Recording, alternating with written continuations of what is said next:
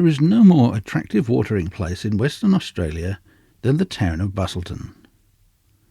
Of late years, the residents have done much to render the place attractive to tourists and pleasure seekers, and for those, excellent accommodation can be obtained. That was written all the way back in 1901, and is still just as true today. Busselton is situated on a sheltered section of the coast and has some lovely long sandy beaches to enjoy.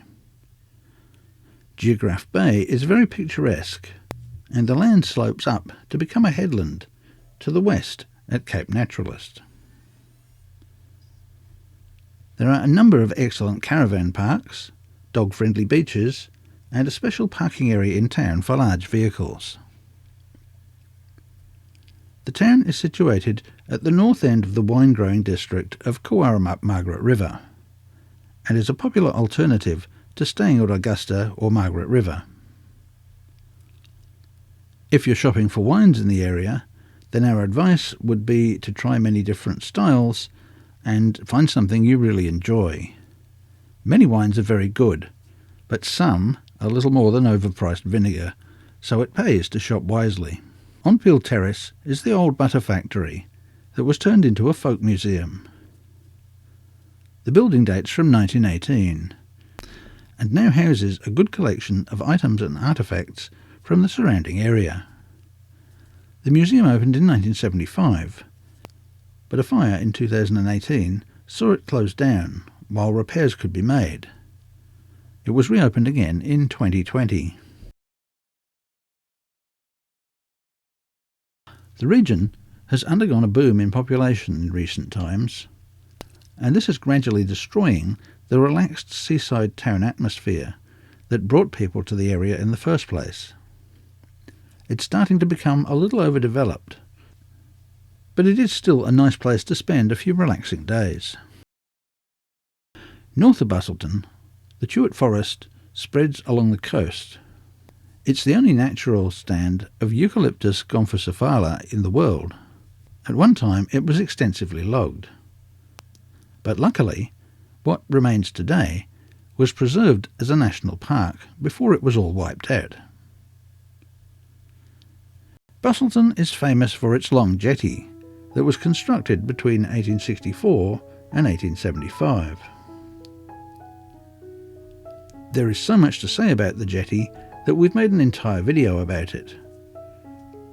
But here are a few quick facts.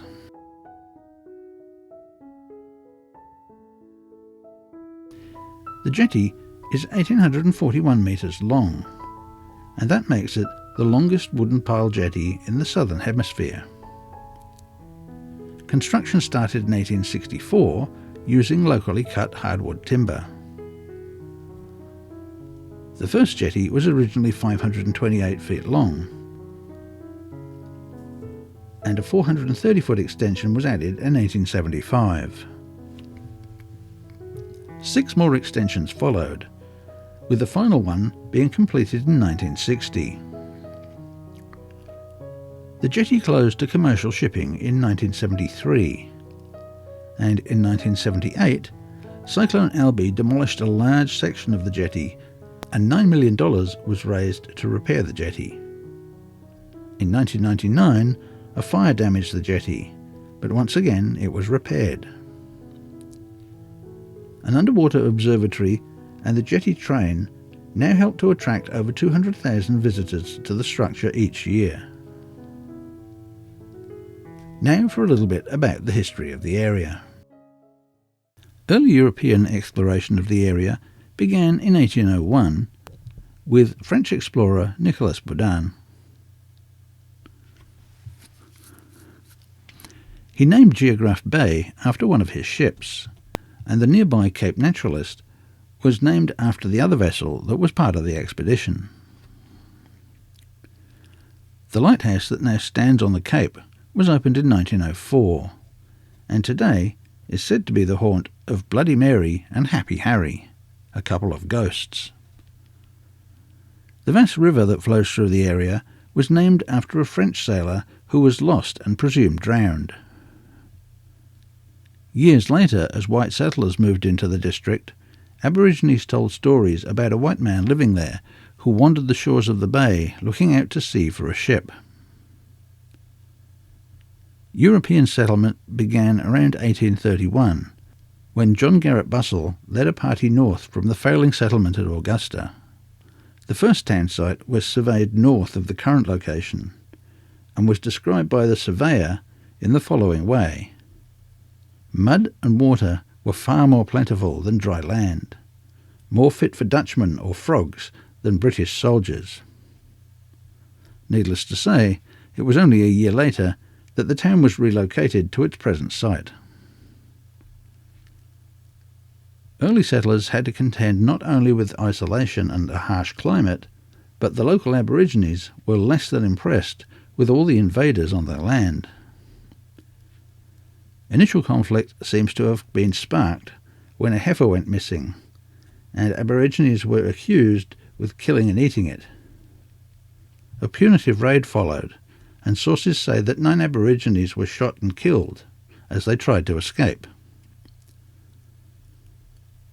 It appears that a man named Dawson was speared in retaliation, but he was only wounded and returned fire, managing to chase his attackers off. The tribal group in the area was very warlike, and settlers, like George Lehman, described the conflict as follows. "We dare not leave our houses to shoot anything.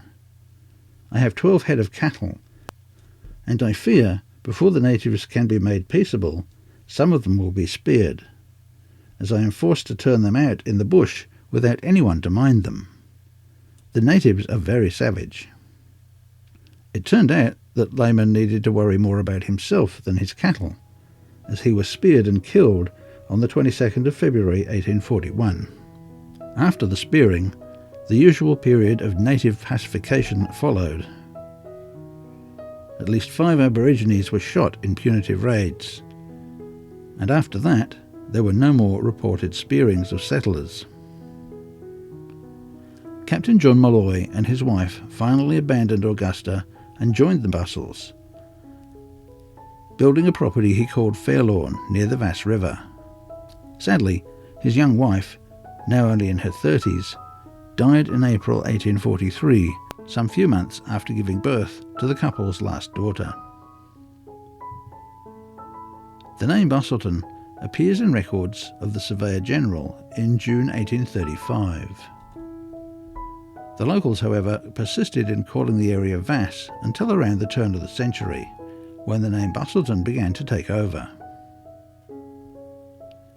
Early industries included timber felling and whaling, as well as agricultural activities. Today, tourism is playing an ever-increasing role in the local economy.